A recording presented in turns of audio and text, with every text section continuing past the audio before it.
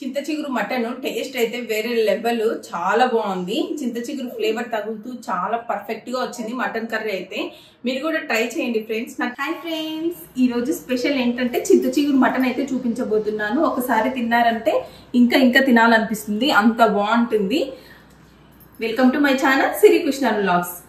Process లోకి వెళ్లే ముందు మన ఛానల్ ని ఇంకా ఎవరైనా సబ్స్క్రైబ్ చేసుకోకుంటే సబ్స్క్రైబ్ చేసుకొని వీడియోస్ లైక్ చేయండి ఫ్రెండ్స్. మీ లైక్స్ అండ్ కామెంట్స్ నాకు మోటివేషన్ లాగా అనిపిస్తాయి, ఇంకా మంచి వీడియోస్ చేయడానికి అయితే హెల్ప్ అవుతాయి. ఇంకా లేట్ చేయకుండా ప్రాసెస్ లోకి వెళ్ళిపోదామా. నేను ఇక్కడైతే చింత చిగురు మటన్ కోసం 1/2 కిలో మటన్ అయితే తెప్పించుకున్నాను. నేనైతే విత్ బోన్తో మటన్ తెప్పించుకున్నాను. అలాగే కొద్దిగా లివరు, కొంచెం కొవ్వు లాగుంది. మటన్ అంటే ఇట్లుంటేనే చాలా బాగుంటుంది. లివరు, బోను, కొంచెం కొవ్వు ఉంటే మనకు టేస్ట్ అనేది చాలా బాగుంటుంది. ఇంకా చింత చిగురు మటన్ కోసం ముఖ్యంగా కావాల్సిన ఇంగ్రీడియంట్స్ వచ్చేసి చింత చిగురు, అలాగే ఊరు నుండి హైదరాబాద్కి వచ్చేటప్పుడు చింత చిగురు అయితే తెచ్చుకున్నాను. దీంతో ఈరోజు నేను చింత చిగురు మటన్ అయితే చూపించబోతున్నాను. తర్వాత కొత్తిమీర, పుదీనా, కరివేపాకు, ఆనియన్స్, సన్నగా కట్ చేసుకున్న ఆనియన్స్, అలాగే 2 పచ్చిమిర్చిని ఈ విధంగా కట్ చేసుకొని తీసుకోవాలి. తర్వాత అయితే బిర్యానీ ఇంగ్రీడియంట్స్ చెక్క, లవంగం, మిరియాలు, ఇలాచి, జీలకర్ర, తర్వాత వచ్చేసి ఒక బిర్యానీ ఆకు తీసుకోవాలి. తర్వాత ఆయిల్, పసుపు, ఉప్పు, కారం, ధనియా పొడి, జీలకర్ర పొడి, అల్లం వెల్లుల్లి పేస్ట్, అలాగే కొద్దిగా కొబ్బరి పొడి తీసుకుంటే బాగుంటుంది. చింత చిగురు మటన్ కి ఈ ఇంగ్రీడియంట్స్ అయితే సరిపోతుంది. లేట్ చేయకుండా ప్రాసెస్ లోకి వెళ్ళిపోదామా. స్టవ్ పైన కుక్కర్ పెట్టుకొని కొద్దిగా వేడయ్యాక ఆయిల్ అయితే వేసుకుందాం. నేనైతే ఒక 3 to 4 టేబుల్ స్పూన్స్ ఆయిల్ అయితే వేసుకున్నాను. ఆయిల్ కొంచెం హీట్ అయిన తర్వాత మనము ఇక్కడ తీసి పెట్టుకున్నాం కదా ఇంగ్రీడియంట్స్, చెక్క, లవంగం, మిరియాలు, ఇలాచి, జీలకర్ర, అలాగే ఒక బిర్యానీ ఆకు మొత్తం వేసేసుకుందాం ఆయిల్లో.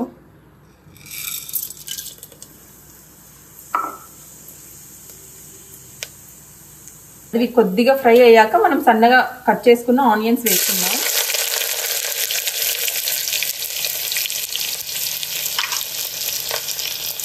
అలాగే కొద్దిగా కరివేపాకు వేసుకొని ఫ్రై చేసుకుందాం. కలబెట్టుకొని ఆనియన్స్ బాగా వేగాలి, బాగా మగ్గాలి. ఆనియన్స్ అంతవరకు వేయించుకుందాం. ఆనియన్స్ ఒకసారి మళ్ళీ కలుపుకొని ఈ విధంగా మగ్గాయి కదా, ఇప్పుడు ఇందులో మనం సన్నగా కట్ చేసుకున్న 2 పచ్చిమిర్చిలు వేసుకుందాం. వేసుకొని 1 నిమిషం పాటు పచ్చిమిర్చి వేగనివ్వాలి ఆయిల్లో.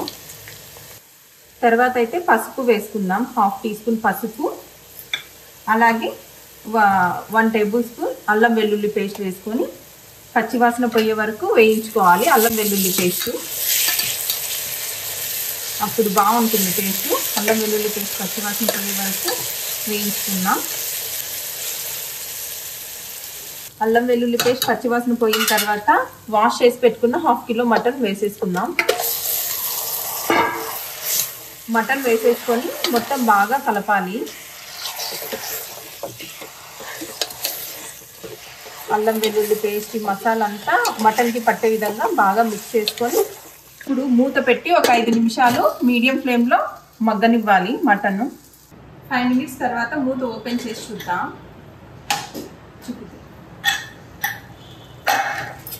చూడండి, మటన్లోని వాటర్ అంతా ఈ విధంగా వచ్చింది కదా. మనము ఎక్కువ మంట పెట్టకూడదు, లో టు మీడియం ఫ్లేమ్లో పెట్టుకుంటే ఇట్లా వాటర్ అనేది వస్తాయి. ఎక్కువ ఫ్లేమ్లో పెట్టడం వల్ల వాటర్ అనేది రావు, ఇంకిపోతాయి.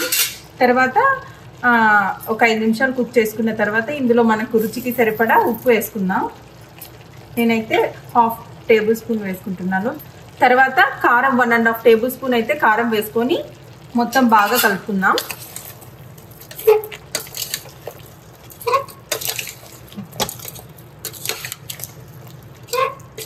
మటన్ మొత్తం ఈ విధంగా కలిపేసుకొని ఉప్పు కారం పట్టే విధంగా కలిపేసుకొని మూత పెట్టి ఒక 5 నిమిషాలు మీడియం ఫ్లేమ్లో ఉడికించుకుందాం.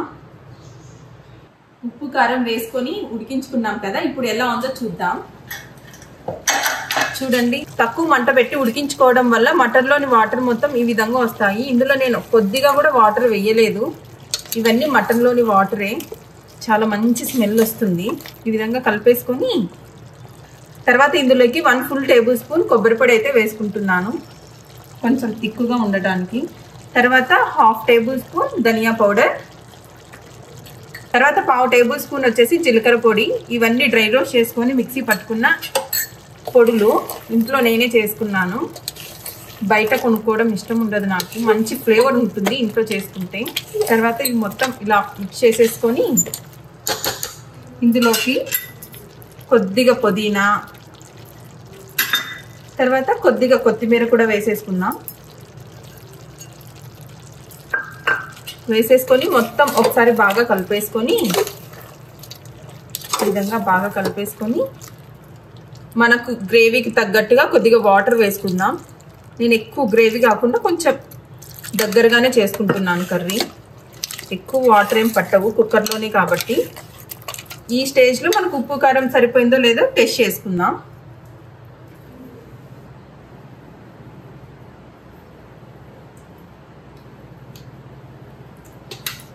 పర్ఫెక్ట్గా ఉంది, ఉప్పు కారం అన్నీ కరెక్ట్గా సరిపోయినాయి. కొద్దిగా కారం ఉండాలి కర్రీ, నాన్ వెజ్ కర్రీస్ అంటే అప్పుడే బాగుంటుంది. ఇంకొద్దిగా వాటర్ అయితే వేసుకుంటున్నాను. ఇక్కడైతే ఒక చిన్న కాఫీ గ్లాస్ మైన అయితే వాటర్ పట్టింటాయి అంతే.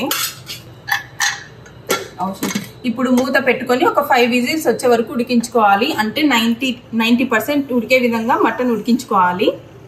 మటన్ ఉడుకుతుంది కదా, మటన్ ఉడికేలోపు మనము చింత చిగురుని వచ్చేసి ఇట్లా పెద్దగా ఏమన్నా ఉంటే ఇట్లా కాడలు మొత్తం తీసేసి చిన్న చిన్నగా నలుపుకొని తీసుకోవాలి. చిన్నగా నలుపుకొని తీసుకోవాలి. అప్పుడే మనకు పులుపు అనేది, చింత చిగురు పులుపు అనేది మనకు ఫ్లేవర్ బాగా తెలుస్తుంది మటన్లోకి. చింత చిగురుని ఈ విధంగా నున్నగా నలుపుకోవాలి చిన్న చిన్నగా. ఈ విధంగా నలుపుకోవడం వల్ల ఫ్లేవర్ చింత చిగురు ఫ్లేవర్ అనేది మటన్ కర్రీకి బాగా పడుతుంది. ఇప్పుడు మటన్ కర్రీ ఓపెన్ చేసి చూద్దాం. ఉడికింది, విజిల్ అంతా పోయింది. ఇలా ఆయిల్ అయితే పైకి వచ్చింది. మటన్ ఎంతవరకు ఉడికిందో చూద్దాం. మటన్ కూడా బాగా ఉడికిపోయింది. ఇలా అంటే నలిగిపోయింది చూడండి. బాగా ఉడికిపోయింది మటన్ కూడా. మొత్తం బాగా కలిపేసుకుందాం. స్టవ్ ఆన్ చేసుకొని మంట పెట్టి ఇప్పుడు చింత చిగురు నలిపి పెట్టుకున్నాం కదా, ఈ చింత చిగురు కూడా మటన్ కర్రీలోకి వేసేసుకుందాం.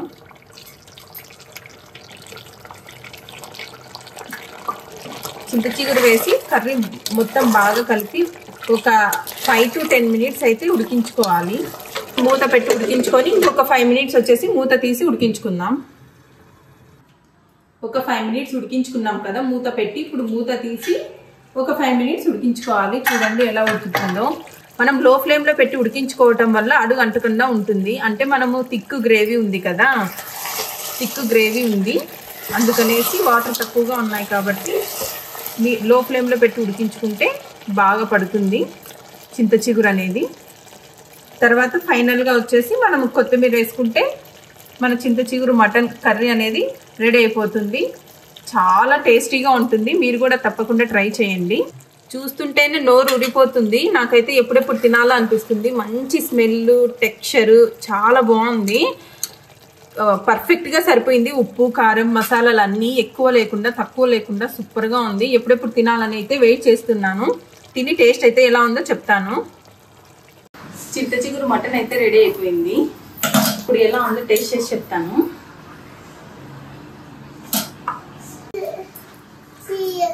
చాలా బాగుంది. మీరు కూడా ఒకసారి ట్రై చేయండి. నచ్చినట్లయితే ప్లీజ్ లైక్ చేసి మన ఛానల్ సబ్స్క్రైబ్ చేసుకోండి ఫ్రెండ్స్. ఇంకా చింత చిగురుతో మంచి మంచి వీడియోస్ అయితే పోస్ట్ చేస్తాను. మీకు ఇంకా ఏమేమి రెసిపీస్ కావాలో కామెంట్ చేసేయండి. Bye bye.